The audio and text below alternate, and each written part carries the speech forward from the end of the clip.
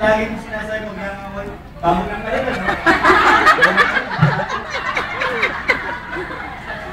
Tungo na yun na magmamahal tayo. Hindi mo yung masabi din. Meron mo sabi ko na nito. Hindi ko parang yung ano ba? Classmate. Mag-birthday niya, regalo. Hindi ka nagtawas. Uy.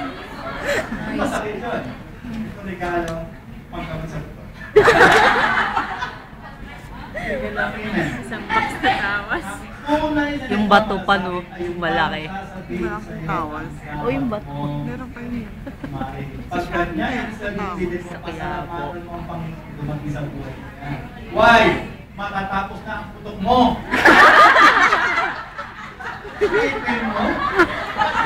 Alam mo ng kapatid mo na meron kang putok, hindi ka man lang sabihan. Amen. Paligo-iligo ko, alam mo, nakamoy tinapay. Oo. Anong tinapay? Putok. Ay, hindi mo sabihin ng unti-unti. Yan ang problema. 2 taon na kayo magkakasama, hindi mo na lang maipahiwat kung bakit ang narinig. Why?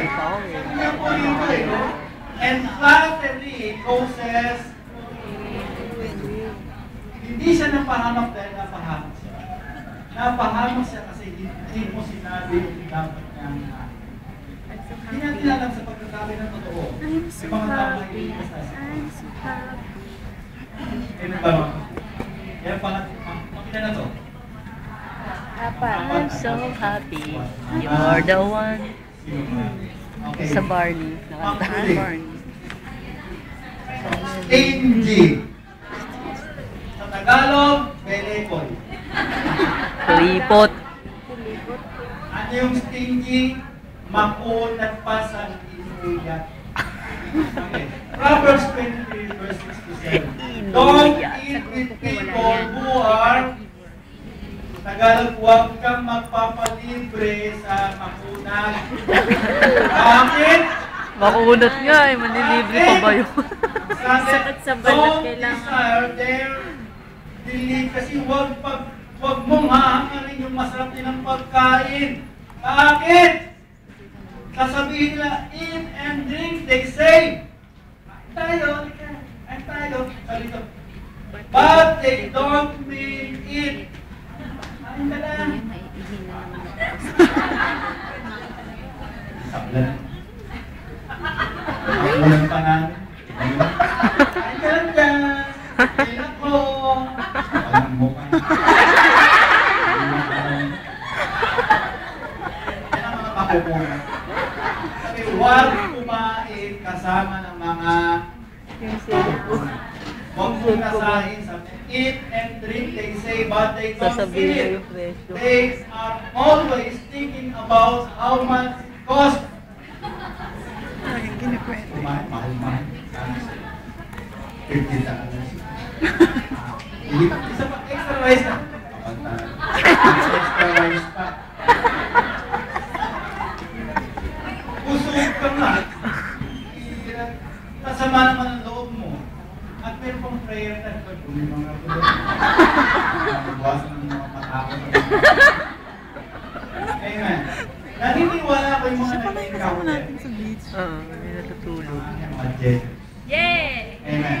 Sila ito Kung kayo ay stingy, I would recommend you encounter. Napansin niyo, mga nag-encounter, nagiging generous.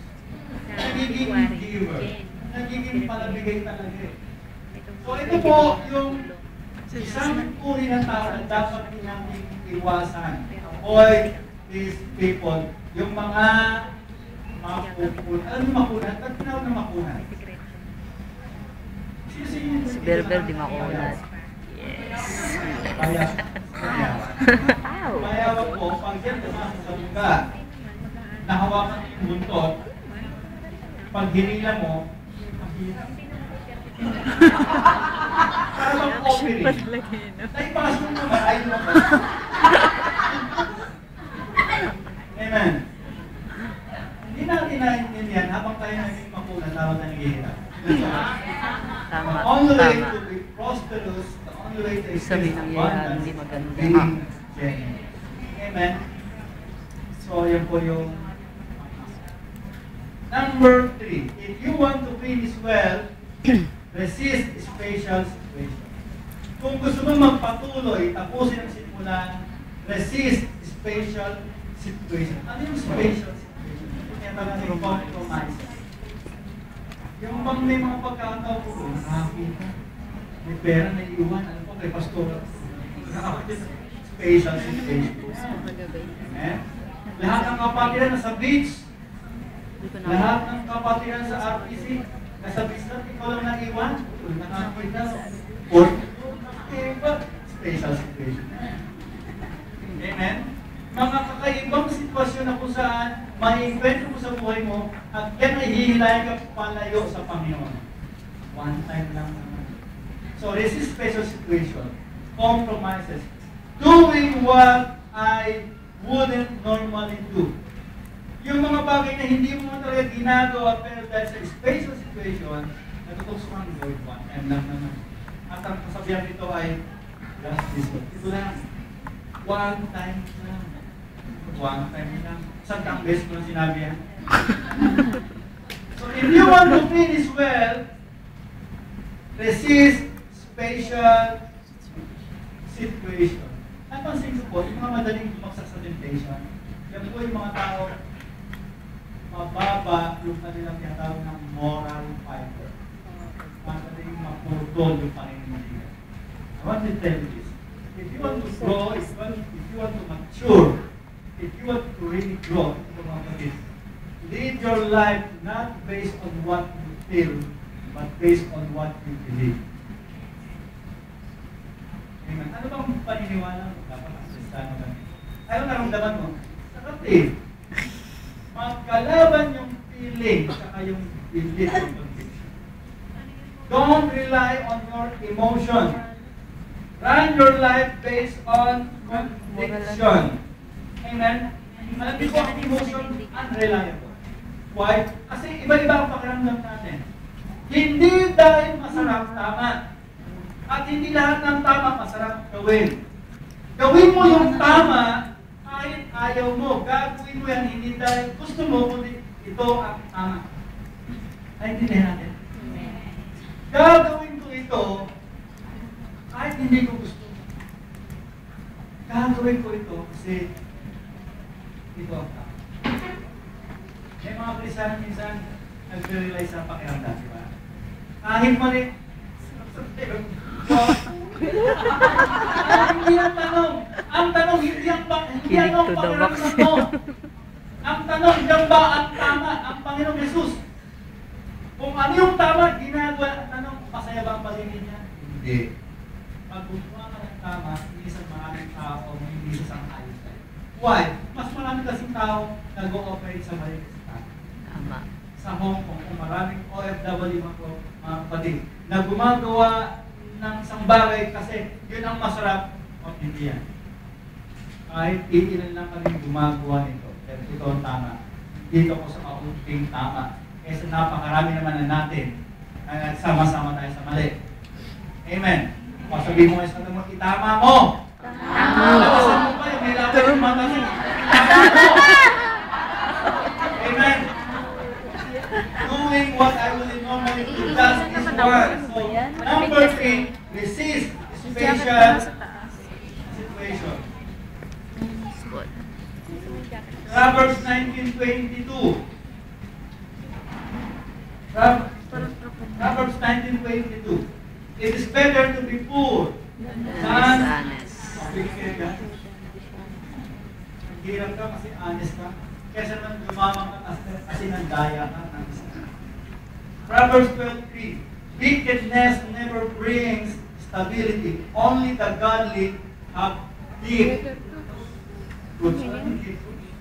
Pag deep ang root, wala pwedeng bumulong. Hindi ka masishake. You are firm. Amen. Kahit saan tayo makarating, sa tama ako. Kahit durugin mo ako, nasa tama ako. Yan ang mga firm na tao. Okay, number 4 and lastly. If you want to finish well, between yan natin. Number 1, keep your focus. Dalawa,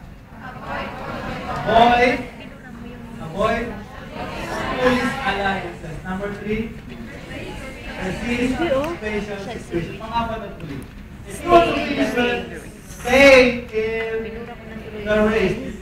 Picture. May mga taong sumali sa taktuhan sa race, Bumati tinapos. ka ng congratulations. Meron naman ganito. Sinimulan ng race, Ayan. tumakbo nga, pero maling race ang sinanihan. Mga tulog ka tapos meron. Ngayon, ano lang ganyan. Kung sasali kayo sa race, iyan mo, yung race na yan ay tamang race. Timothy chapter 4 verse 7, sabi ni Paul, I have finished the fight, the good fight of faith, I finished the race. Si Paul, sumali sa 1 tamang Corinthians 9. race. Yung mga first time dito, I want to tell you this morning, mga pagod natin, Si Rachel. since na nagsimula kayo, and I believe, Ano yun? kapag kayo na natitirito, join the right. First Corinthians. Alam niyo ba ngayong linggong ito? Maraming race. 9,